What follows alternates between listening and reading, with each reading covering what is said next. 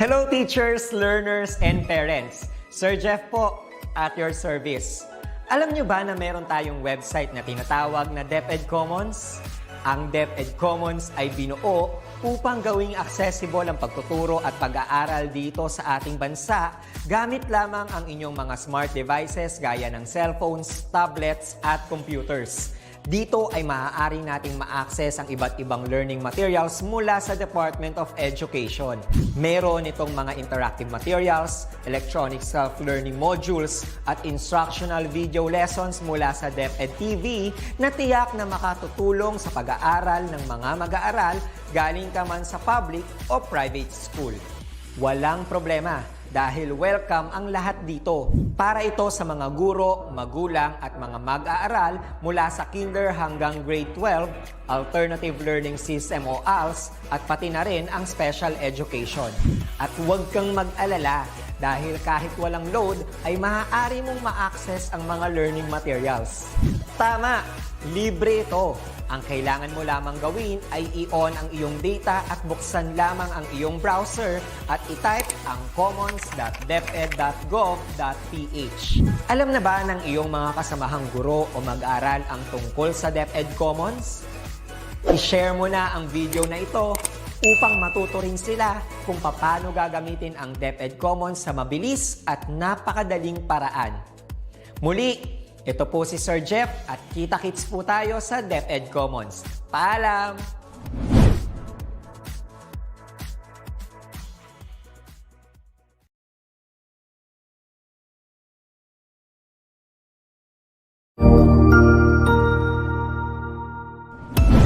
Mabuhay! Isang mapagpalang araw sa ating lahat.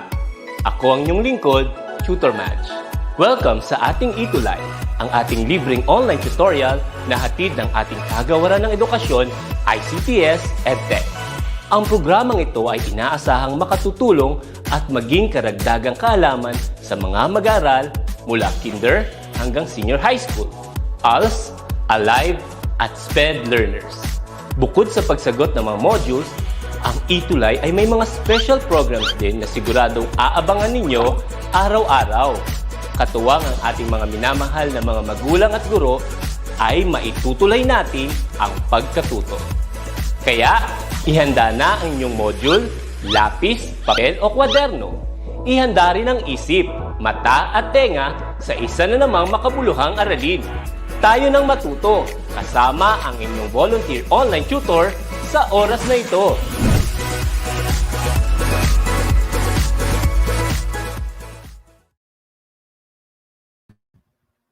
Good evening, everybody! Ayan, may top 1 tayo, first honors natin, no? Before nag-start ang ating live sa mga infomercial pa tayo. Meron na tayong mga viewers. Ito, ang isa dito, marang halos itong mga to ay mga avid viewers natin. One day, top 1 natin ngayon, unang mentor, mabilis ang wifi siguro ni Ma'am Annalisa Marcos Abalos, watching from Dagupan, Sarayo South District Division of Isabela. We also have Rosel Cholet Day or Die. Ito, din to, suki to. Watching from Kapas Tarlac, happening. We also have new, si Ma'am Clarice Shine. Good evening po, from Talon Village Annex, Las Piñas City. Good evening po, Josiah Ricky. Good evening. Josiah, I also have Reduban Alin. Ito din, mga suki natin every Monday. Once again, good evening everybody. Welcome to another episode of our ALS LS1 or our English subject for the ALS learners. And I know marami sa atin dito, no, hindi lang mga ALS learners, no. Meron din tayong mga teachers, of course. Ito yung mga suki natin. Yung mga nagpapahinga, umuupo after a day's work. Medyo, how's Monday pala so far? Kamusta ang mga Monday natin? The first week, medyo mag-aano kasi tomorrow holiday, kaya medyo energized tayo na Monday kasi we know that tomorrow, nasa bahay tayo and we will spend time with our family tomorrow, okay? So, today, we have another lesson Last week, we discussed about critical reader. Okay, are you a critical reader? So this afternoon, we will discuss another interesting topic. It talks about communication. Okay, communication. Yung subject natin mismo is we learn how to communicate.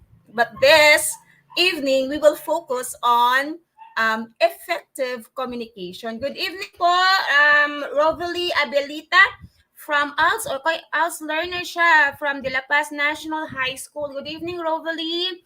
Okay, without further ado, we will start, okay?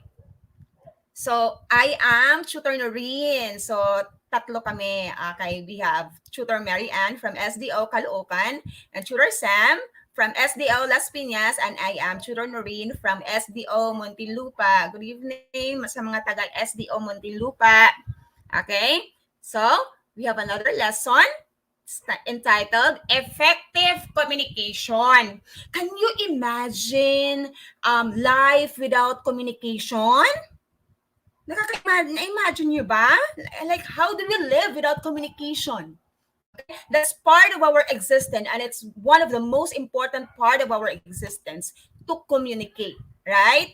Kasi kapag hindi tayo na-communicate, wala eh. Parang hindi natin maisip na, we have life ba? Nabubuhay ba tayo? Okay, no, sabi ni Rosel, of course. Kasi parang sa atin nga, hindi tayo pwedeng mapakali kapag alone and mga 1 hour lang, medyo mahaba na yun, tayo nakakausap, right? So, effective communication, but yes, it helps if you know languages. Let's say, 4 ang languages na ano mo, na sasalita mo. You can speak and understand, let's say, 3 to 4 languages. Better yon. There's no problem, or it helps when you know words. You have pleasing personality to relate with others.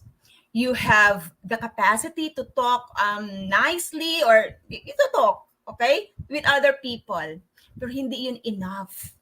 Okay? Because the way we communicate is how we perceive ourselves, that we share to others and to our environment. No? Kasi you will know the personality of a person the way she or he speaks, right? Good evening, ma'am. Sir Redel Goche or Gose. Watching from Milagros Elementary School, Esperanza District 3, Agusan del Sur Division. Okay, good evening po. Yes, effective communication. Okay? It's not just communication, but effective. How to communicate effectively. Okay, that is our topic this evening. Our learning targets, we have 1, explain the definition. Medyo nalitong ano natin. Explain the definition of the 2 basic types of communication. Okay, second is explain the importance of verbal and non-verbal communication in our everyday life. Okay? Kasi meron tayong, we can communicate without words from our mouth, of course. The last one is describe the skills needed for effective verbal and non-verbal communication. Okay, yan yung mga targets natin. Before we go to our lesson proper, I have here a scenario. Analyze natin. Okay. What is the emotion of A in this conversation? A, I haven't started anything. How about you? Hello, Mambia. B, there's always tomorrow. Anyway, we still have a month to do it. A, but I always hear that from you. I wonder how you passed the previous year. Anyway, there's always next year for you. Hi, how are you going to proceed the communication? Okay, this type of scenario, okay? So, what is the emotion of letter A?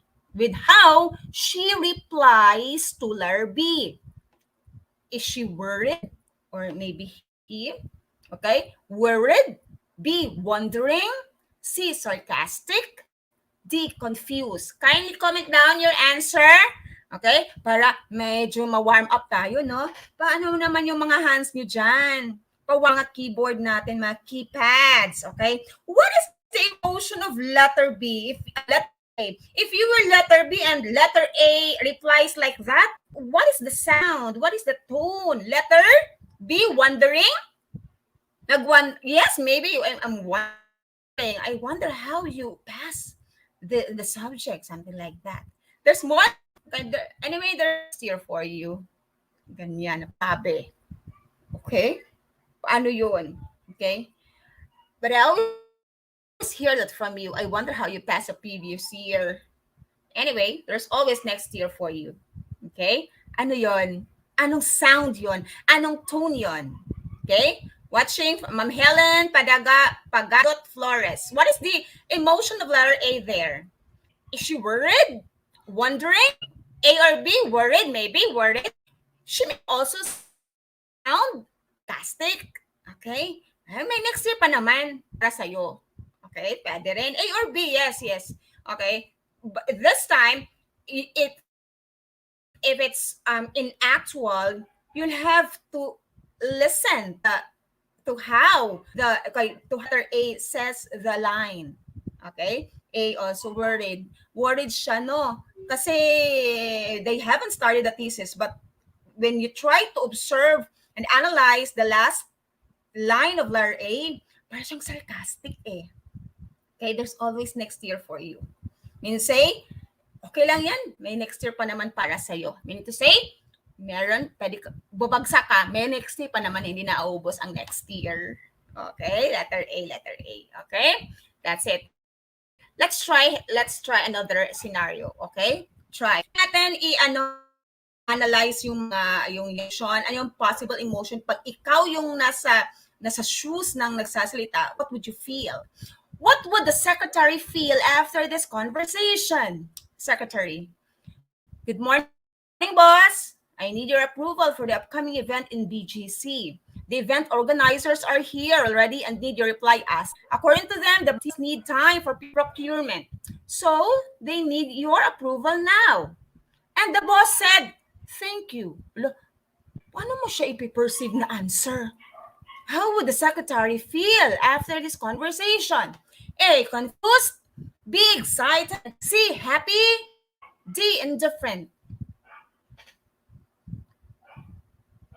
Hi, Daniela Dizon. Anong answer dyan? Letter A, confused. Daniela, very good. Ano yung thank you for what? Maybe the boss didn't get the message? Or what is that thank you for? Thank you for for giving me instructions, something like that. So it is confusing. Okay? It is confusing. This time, there is no effective communication nang nangyari. Ang ating gustong mangyari tonight is how to communicate effectively according to purpose. Okay? Let's have another one. Try natin to, ha? Okay, try natin tong itong picture. What emotion is depicted in this picture? Anong picture yan? Ano yung emotion ng tan? Hi, Daniela. What is the emotion of the man in the picture? Confused? Nagsalubong? Yes, maybe. Reduban, Alin. Ayan, itong mga suki ko na every Monday. Okay? Avid viewer yan. Si Alin. Reduban. What else? You look at his eyes. And you look at his eyebrows. What do they signify? Confused? Yes, maybe kasi pasalubong eh. Pag sad kasi, medyo yung eyes dapat going down or lonely eyes. Pero nito, parang, malaki yung eyes niya eh. Right? Parang nervous maybe? Or maybe surprise? Or neutral lang? No, cannot be kasi look at his eyebrows. Sad. Pwede rin sad yung paiyak na, no? Kasi naka-static na lang yung eyes. Like that. Confused? Yes. It could be confused. It could be sad. See? An emotion, a picture may paint 1,000 words. Of course, we could interpret pictures differently according to how we perceive the picture, right? It could be nervous also, Daniela. That's true. Okay? So, pwede siyang nervous, pwede siyang confused, pwede siyang sad na paiyak. Okay?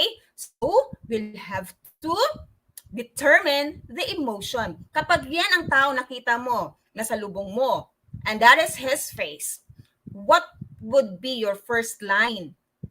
To comfort him or to ask him? Pwede ding wondering, no? Wondering, ano kaya yun? Okay. Pwede din. Ano kaya pwede mong sabihin sa taong yan? What do you like to say to that person? It could be sad. Dutch Maxwell Santos, hi! Okay? Try natin kasi medyo marami-rami ang slides natin tonight. Okay? Let's have another. Okay, what is the emotion of this man? Ay, ito madali. Kasi most of us, of course, all of us may have this kind of face when we are what? Worried? Worried din, nagkagaliiti ka eh. Worried? Helen? Worried? Anong pwede dyan? Angry. That is the closest, I think. Okay? Helen, Rosel, angry. Nagsalubong, and you look at his nose, you look at his mouth, it is flat. May kaawa siya. Okay, angry. Okay? That's it. Next, let's have another angry and reduban. Okay, let's have the last one. And this is easy. Okay? So what is the emotion? It could be many. Yes, many. There could be mixed emotions, but what are these possible emotions? Angry Dutch. Yes, angry po. Tama. Okay? What about the next picture? What is the emotion of this picture? One is proud. Look at his hands. He raised his diploma and the, what do you call that? The cap of, I forgot. It's not toga. Yeah, the toga, of course. And proud, yes. Happy. What else? Proud, happy, victorious, fulfilled. Ayan, malalim yan. Medyo deep. Fulfilled. Okay, every time we graduate, especially our IELTS learners, no? As you graduate and then your diploma, or even just simply wear your toga, that is one of the fulfilling events, fulfilling moments of your life. Pinaghirapan mo yan. Okay? Fulfilled, happy, mixed emotion na all the positive emotions mixed together if that is the scenario. Okay? Thank you. Ayan, fulfilled, Daniela, no? Okay? Let's have another one. Okay? Now, in effective communication, or when you communicate effectively, you need to what? Understand. When you are talking with someone, yung brain mo nagde-decode kung anong sinasabi niya. Okay? And once you get it, understand it, digest it into your own. Kaya sometimes sinasabi natin, ang tagal mag-register yung sinasabi niya, especially when we are tired, when we're not in the mood, medyo late ang registry ng brain natin. Okay? When you communicate effectively, you paraphrase and understand. Ano itong mga to? Let's try. Ano to? What is paraphrasing? Okay? Paraphrasing is a restatement of a text, a passage or work giving the meaning of another form. Okay? Even if not in writing, no? When we communicate talaga, kung anong sinasabi ng kausap natin, dinidecode natin yan. Dinadigest natin into our own words. Okay? That is paraphrasing. Okay? Read what the other has said. Okay? That is paraphrasing. Parang ininterpret mo into your own. And after you restate, you formulate someone else's ideas into your own words. Okay? You formulate. Digest mo. Ano nagsasabi niya? Okay. Let's have a little success o Dutch Maxwell. Okay, let's have how to paraphrase using RAP. Okay? Meron tayong acronym na RAP. RAP. Okay? Always remember this, ha? You can use this in writing and of course in reading and in speaking also. Okay, RAP. R stands for read a paragraph or listen to the statement. Okay, that's R. Read. Number 2, Ask yourself, what was the main idea and details in this paragraph? Sa writing, medyo may time tayo. But when we listen, if it's in actual conversation, ang bilis ng brain natin, ha? Di natin halos, ang bilis pumick up. Okay? Of course, yung sinasabi ko kanina, medyo late ang registry kapag medyo tired tayo. Pero ang brain natin is napakabilis mag-digest ng information, ng message from other person. Okay? What is the main idea? Anong gusto niya iparating? Okay? Ano yung gist? Ano yung message conveyed? Ano sinasabi niya? Okay? So after asking yourself, put the main idea and details into your own words. Now, nagde-decode na yung brain mo. Tinatranslate na niya into your own words. Okay? It may not be expressed verbally, pero in your mind, meron na yan. Okay? Like what is happening at the moment, I'm talking here and you listen. Kapag naintindihan ako, then there's already paraphrasing. Kasi inano mo na in-intake mo na as your own in your mind, okay, while listening and watching our ETUlay. Okay, that's wrap. RAP, read, ask, and put into your own words. Okay, look at this example. I will read it to ha. Okay, I will read. It's about an orange. An orange is a great year-round fruit providing an excellent source of vitamin C. It is also a good source of vitamin A, calcium, and potassium. To get the most of the orange nutrients, plus the benefits of its fiber, eat the whole fruit. Whole oranges are not as sweet as the processed orange juice, which often contain added sugar. So the orange fruit is beneficial for those with blood sugar concerns. Okay? Medyo Okay, try natin.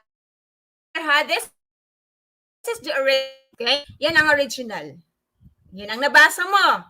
Yan ang narinig mo. Okay? Try natin kung paano siya paraphrase. Okay? Try natin kung ano siya paraphrase. Version, an orange is available. Okay? Nag-iba yung words. Okay? Usually, when you paraphrase, you use common words. Okay? The whole year round. Okay? It is best in providing vitamin C. It is also a good source of vitamin A as well as calcium and potassium. Benefit. So instead of saying to get the best from the orange fiber and nutrients by eating it whole, many nutrients are lost during food preparation. Some of the vitamin C are lost in making processed orange juices. Okay, ito yung pagka-digest mo sa the whole paragraph. Yes, it's lengthy compared to the original. Kasi nga dinigest na siya kung paano mo siya na-perceive, kung paano mo siya na-understand, okay? The processed fruit juice is not as good as the natural juice because processed juice has added sugar which our body might not need. Same message, but different shape na, no? Different shape, but the same lang.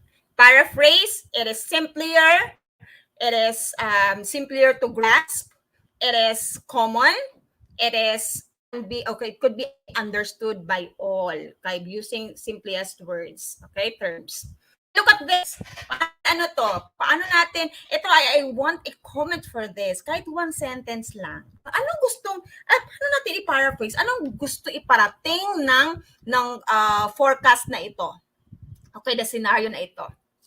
The weather forecast says we'll expect some heavy showers tomorrow, especially in the afternoon, the newscast said. And the weatherman said, yes, Nolly, if it's going to rain, maybe we'll have to bring our umbrellas or raincoats with us. Okay? Newscaster, you heard that, folks? Take precautions. Don't get caught in the rain. Okay? Ano yung gusto iparating ng newscaster and the weatherman? Kung ikaw narinig mo yan sa TV, over the radio, anong isang iparating as the listener of the newscaster and the weatherman? Anybody? Anong gustong iparating? Tingnan natin yung mga yung mga viewers. Anong gustong iparating? Tapos weather condition. Yes, it's about weather condition. What about weather condition, Helen? Ma'am Helen. Okay? What about weather condition? Yes, that is the main idea. It's about weather condition. But what is about it? Anong gustong iparating sa atin? Unang graphs natin, yes, weather condition, weather forecast. But what about it? Okay? What about it? Anong gusto ipara niya? Okay? Anybody? Weather condition na there is rain, and the people are want to get ready. Okay? So, talaga, winarningan na yung tao. Okay? So, there's rain forecast the next day, reminders on safety measures and weather condition. That's it. Reminders. Blessed afternoon, Ursa ulit. Ursa, medyo ano natin to, avid viewer natin to sa ALS. Okay? Nare-remember ko yung mga names natin noon, mga viewers, every Monday. Reminders on safety measures and weather condition. Yes. Okay? So, prepare because there will be rain tomorrow. Okay? Something like that. Okay? Continue. Okay? Let's check. Wrap. Okay? This conversation is about the weather forecast. Gamitin natin yung wrap this time. Letter A, it tells me about possible rain tomorrow afternoon. Okay? Ask yourself, anong gusto mong iparating? Okay? Yes, it's weather forecast. And then put it into words. We might have heavy rains tomorrow afternoon. We need to bring our umbrellas and raincoat to avoid getting wet. The forecast is for everyone. Yung haba pala mo nung ano, yes, it could be. That's how you perceive it. Kasi atin, kapag narinig natin, alam na natin. Automatic yung brain natin. But in writing, magagamit mo to, yung rap natin. Okay. And also, yung skill of paraphrasing. Especially sa mga students natin, when you reach college or senior high, ayan, medyo marami-rami na tayo paraphrase. Okay, let's continue. Okay? Aside from the one we mentioned, in effective communication, we should listen and evaluate.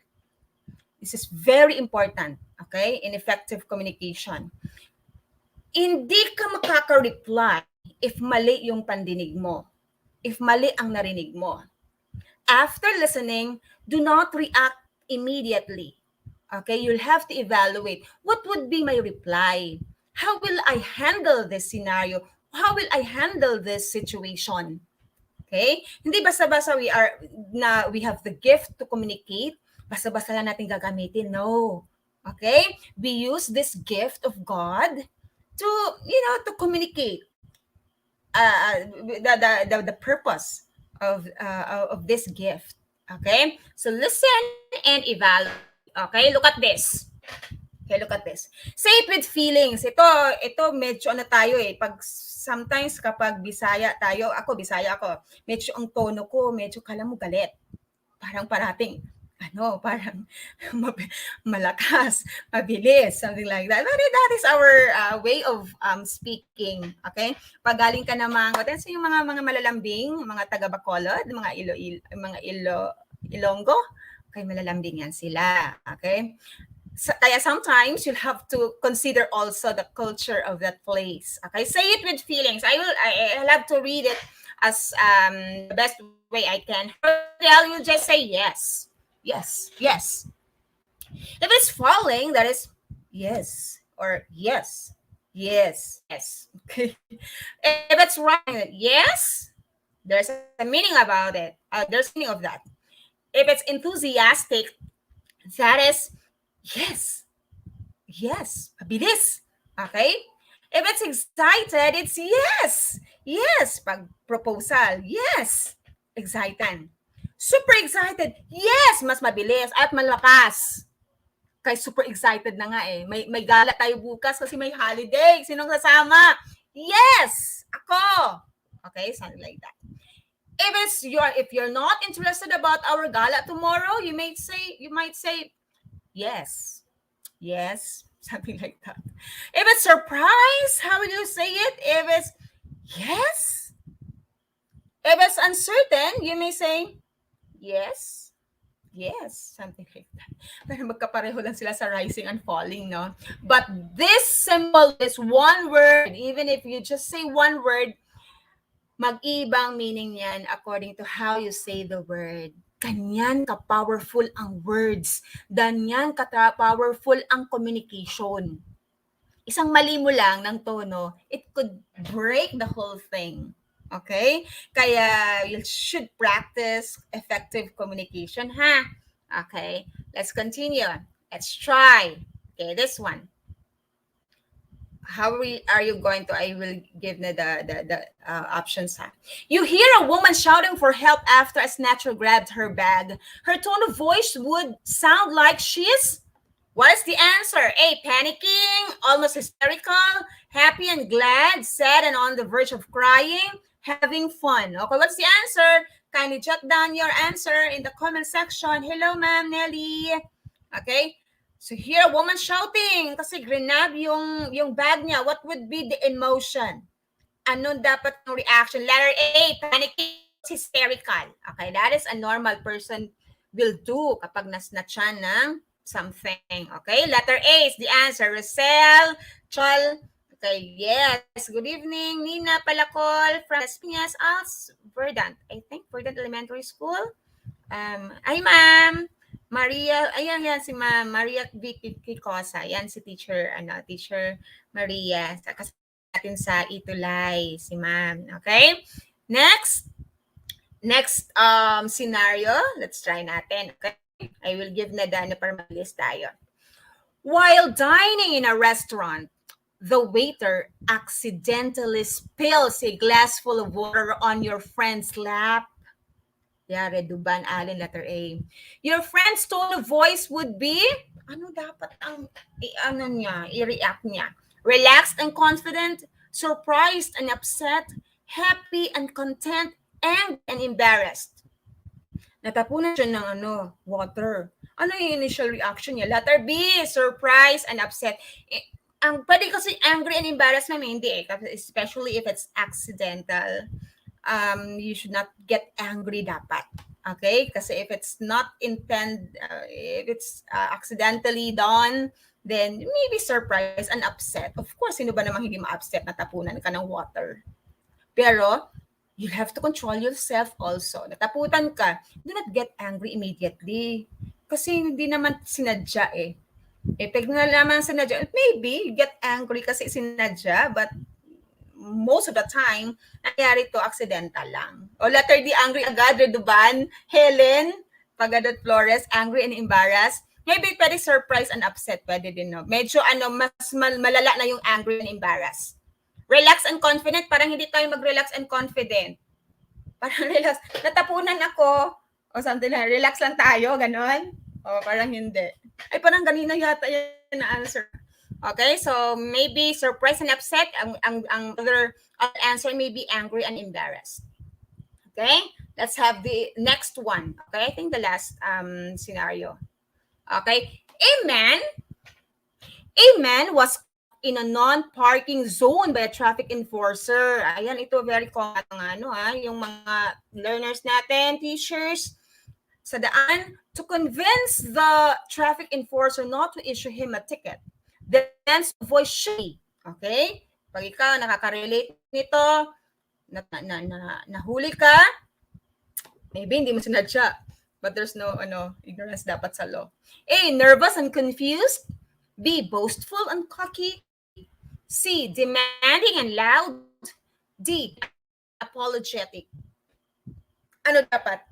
Letter D, polite and apologetic. If you commit mistake, then you should be apologetic. Pag alam mo na may mali ka, you accept it. That's part of effective communication. Kung gusto mong lulusot, that's not effective communication. Kasi lahat naman pwedeng magawa, makuha sa magandang usapan. Okay? So, polite and apologetic. Okay? Especially kapag nag-violate ka ng law. Okay? Should be apologetic. Hindi ka dapat maging demanding. Okay, an employee is rushing an important report to her boss, but the computer printer has malfunctioned. The only other available computer printer belongs to a co-employee who is not rushing anything. As the employee to request the use of the computer printer, the tone of voice to be used should be, ito very common sa atin, especially pag rush. May ginagawa tayong rush, saka pa nasiraan ng computer, siraan ng printer. Itong printer talaga, namumuro na to eh. Pag alam mo may rush kang gagawin, ipapasa, saka pa siya nagma-malfunction. I don't know anong sapi ang meron, but then, nangyayari yan most of the time. A, demanding, friendly and nice, polite, indifferent. It should be friendly and nice. It could also be polite. Okay? B or C. Kasi ikaw yung makigamit. Okay? That's effective communication. Okay? Di porket ikaw yung nangailangan, tapos siya, hindi na siya nagmamadali eh. Mamadaliin mo din siya. No. Okay? Huwag masyadong mandamay. Okay? You should still be friendly and nice and polite to that person. Okay? Very good. Rosel, Helen, Nina, ay mga active ang mga natin tonight. Mga active yung mga mga viewers tonight. Last. I think last. A security guard approaches two people arguing in front of his assigned post. To be able to prevent the conflict from getting worse, the security guard attempts to settle their conflict. The security guard voice should be, ikaw yung magme-medal. Ano dapat? Authoritative and commanding, diplomatic and conciliatory, friendly and warm, nervous and shaky. A or? Yes, it could still be authoritative. Para sumunod sa'yo. A or C, yes, friendly and warm.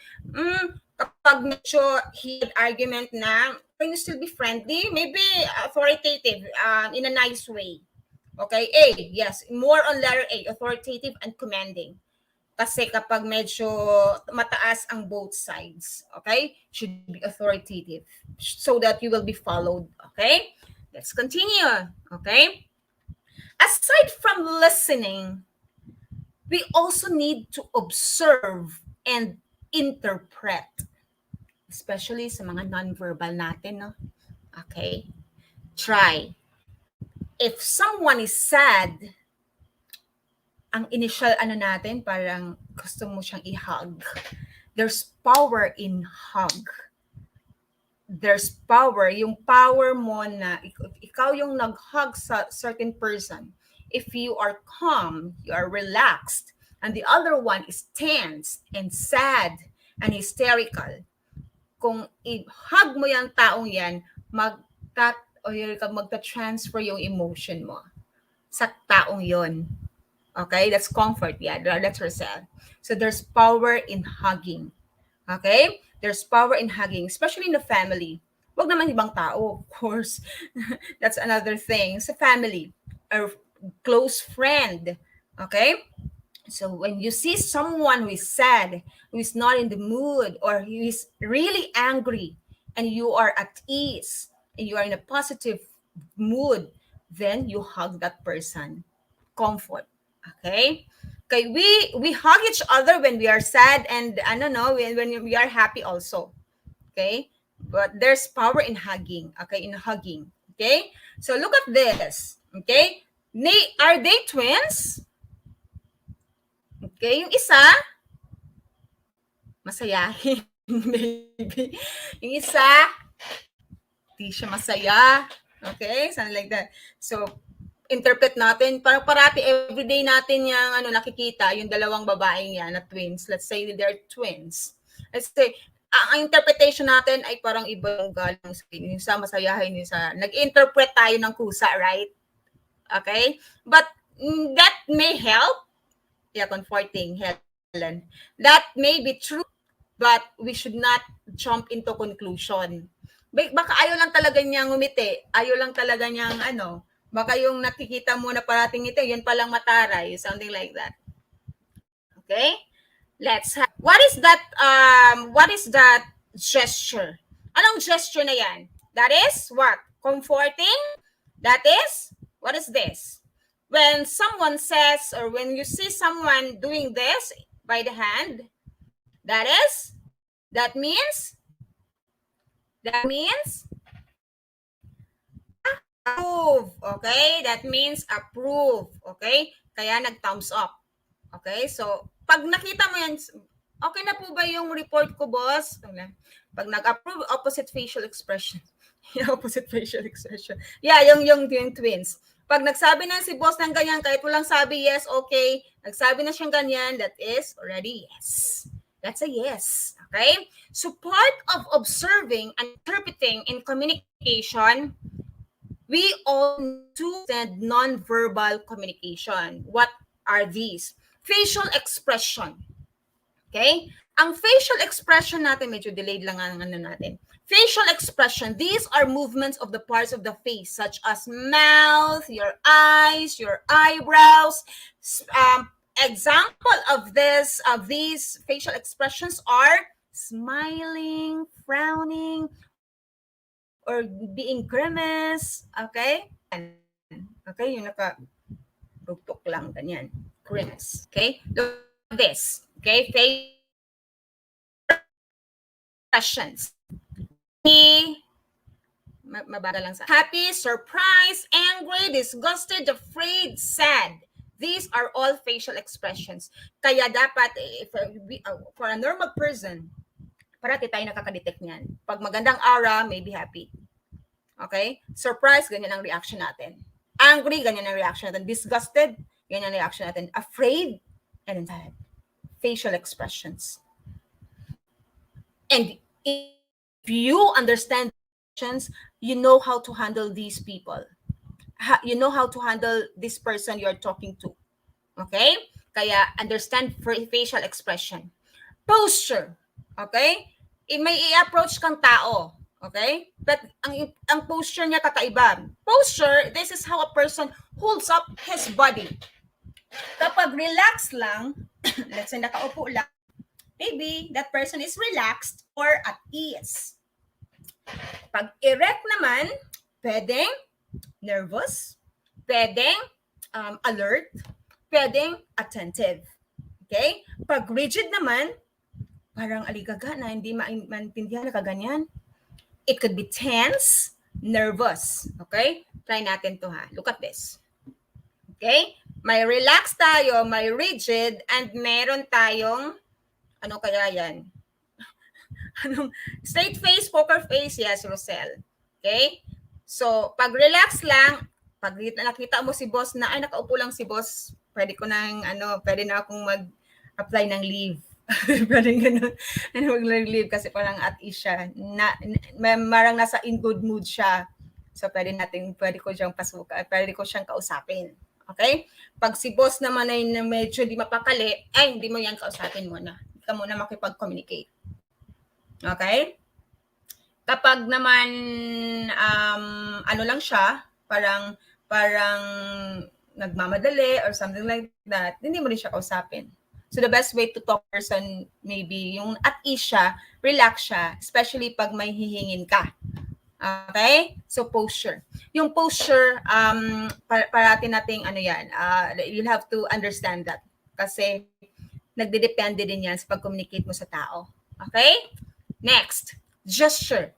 This refers to the movements of the hands or parts of the body other than the face, like waving, nodding. Okay? So pag wave, hi, ayan, pinansin ka. Pag nag-nod means yes. Okay? Pag nag-approve means okay or yes. Okay? Yan ang gesture. Sa hands naman siya. Okay? So other parts of the body. Okay? Pwera sa face kasi facial expression yun. Okay, look at this one. What's this? Okay, di ba? Okay ba? Tama? And what if like this? Nod. And but this one? No. Yes? No. Okay? Always understand that these gestures. Spacing. Ay, very common to sa atin. Especially nowadays. May social distancing tayo. Okay? Pero kahit na wala tayong social distancing before the pandemic, we still practice this. This is the distance between people. Kapag close mo, kampante ka, you talk closer. You talk closely. Kasi hindi siya stranger. Kapag stranger naman, the distance is farther. Kapag close, a family member, then you are confident, closer. So spacing. Kaya, it tells us na if it's your first time to meet that person, wag agad-agad mag-close. Put a distance. That's part of effective communication. Teacher and student, there is still this what do you call this wall between teacher and student. So hindi pwedeng hindi pwedeng ang close. There's always this distance. So spacing yon, okay? Your boss and you. So there's a space, hindi pwedeng close. Okay? So that's part of effective communication. Look at this. Okay? Ayan yung first picture, family yan, right? Second picture naman, medyo malayo. Hindi sila close. Maybe a stranger. Right? Okay. Let's continue. Okay. Look at these two pictures. Kapag ang line lang niya, ng taong yan is, welcome home. Of course, itong pangalawa ang paniwalaan mo. Okay? Na wini-welcome ka nga. Okay? It depends upon how you perceive the gestures. Okay? It could also be the posture. Okay? Observe and interpret. Okay? Next. Look at this. The girl is frowning slightly. A finger is placed at the side of her mouth. Anong feeling yan? Anong feeling ni girl? The girl must be what? She is what? Anong gesture yan? Gesture yan. A girl is frowning slightly. A finger is placed at the side of her mouth. Anong gesture yan? She is? Medyo late ang mga comments natin. She is thinking. Okay, thinking. Okay, let's have another. The girl is looking at you. She straightens one of her fingers and bends it towards her. Anong ibig niya sabihin? Anong gusto niyang, you'll have to come? Yeah, wondering, pwede, okay? Pwede, okay? If it's like this, meaning, you come to me, okay? You come to me. Okay, that is the, kahit hindi sasabihin, come to me, pag sinabing ganyan, mean to say, lumapit ka sa kanya. Okay? Let's have another. The corners of the boy's mouth are raised. Paano mo siya i-interpret? Nakangiti. Maybe, he thinks of, or he reminds of something nice. Maybe yung crush niya, pwede, no? Reduban, Alin? Okay, pwede ding na-remember niya yung magandang nangyari sa Monday na to. Okay? Next, the boy is frowning hard. His lower lip is pushed out. Ganyan. He's frowning. So maybe he is angry. Okay? The girl closes her eyes, opens her mouth, and breathes in deeply. She must be, She must be tired and sleepy. Ayan. Ganyan ang mga facial, natin. Non-verbal signals, ito yung mga, natin. Ang non-verbal signals, they cannot express ideas. Kasi pwedeng pagtingin mo sa babaeng yan, feeling, ang pwede niyang, kasi, inisip niya, I want to go home, or I want a TV set. Pwedeng dalawa. Pero kapag naganyan siya, nakita mo siya, iba yung interpretation mo. Yun lang ang disadvantage of non-verbal signals. Although we need to understand these signals, but you cannot rely with non-verbal signals. Tired, Reduban, okay? So we just need to understand non-verbal signals, but still, kailangan pa natin makipag-communicate verbally, okay? Types of non-verbal signals. Meron natural. Ito yung natutunan natin. Ito yung mga innate natin. Yung alam natin tumawa kasi if we're happy, if a baby is happy and full, hindi siya gutom, then she is happy. Kapag naman na nagulat ang bata, so that must be his or her initial reaction. So yung pagka-surprise natin, yung pag-cry natin, pag-sad natin, these are all innate characteristics. Yan ang mga natural signals. Yung mga learned signals naman, yung pagmano, bless, and wave. You wave your hands kung gusto mong you say hi to the person, then you wave your hand. Okay, yung mga learned signals natin. Okay? And tired, okay? So let's remember na agad, So RAP is an acronym for the tool used as a guide in paraphrasing. So R stands for read, and then ask, and then put into words, into your own words. In talking with someone, especially in giving feedback, we should take care not to hurt the feelings of others. This is very important, no? Especially pwede naman kasi sa social media, we'll still communicate to your friends list, sa mga friends mo. So always take care of the emotions of others so that it will not happen to you also. Okay? We have the gift to communicate. We can speak, but this gift entails responsibility. This is unlimited. Your freedom of expression, your freedom of communication always ends where the others' rights begins. Always remember that, huh? So always consider the feelings of others when we communicate. Okay? Next, in dealing with others, we should be sensitive to what they are saying. What is the message being delivered? Okay, sensitive tayo.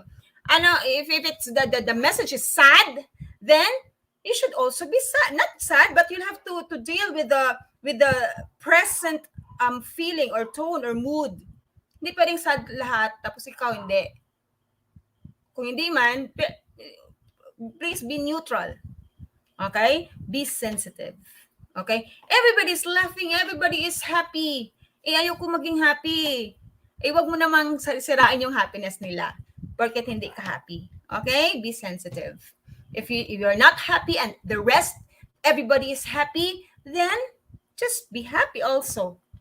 Okay? The meaning of a message changes depending on the tone of voice you used. Okay? So, nagdedepende yan sa tone.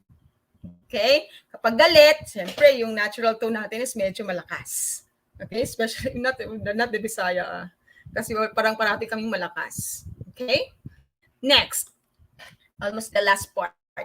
Okay, we can read nonverbal signals by studying a person's facial expressions, posture, gestures. Nonverbal signals give us an idea of the true feelings of the speaker or sender of the signals. His or her true feelings may be different from what he or she is actually being. Okay, we should just understand these expressions, these postures and gestures. Still, we cannot rely on non signals.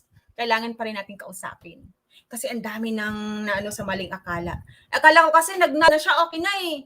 Hindi pala, yung nod pala niya, kailangan pang i-revise, something like that. Okay? So, kausapin pa rin. In a nice way, always.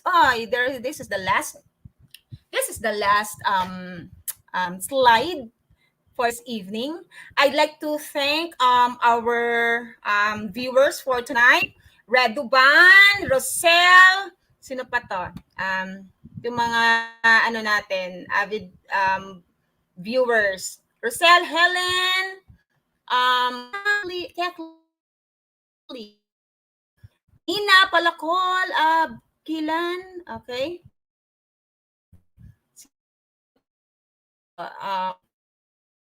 Helen, itong mga natin. Isang kayan, mabilis sa keypad, ang keyboard. Okay? Ay, wala na. Okay. Lang yung ko. Transmission ng this. Okay? But anyway, that's it for tonight. I thank you. Yes, it's already time check. It's already 6:56. Thank you for your time. Thank you for your pagsubaybay every Monday. Okay, from 6 to 7. All subjects are from 5 p.m. to 7 p.m. So dalawang subjects tayo every day ha. Pero ang ETUlay natin from 9 a.m. to 7 p.m. from Monday to Friday. Kahit holidays meron tayong ETUlay ha. Except na lang sa mga announced holidays natin talaga. So tomorrow meron pa rin tayong ETUlay, okay? Wait lang kasi medyo lang itong Salamat ma'am, ganda ng topic na naman. Thank you, Reduban, Alin. Okay, yung mga natin, Suki, every Monday, okay? See you still on Monday from 6 to 7 p.m., okay? Salamat, and good luck to the whole week, and also tomorrow, okay, spend quality time with your family. Thank you. Nag-dinner na to. Mag-dinner na po tayo. Okay, I am your last tutor for the day. Thank you and goodbye. This is from me, Tutor Noreen. Goodbye.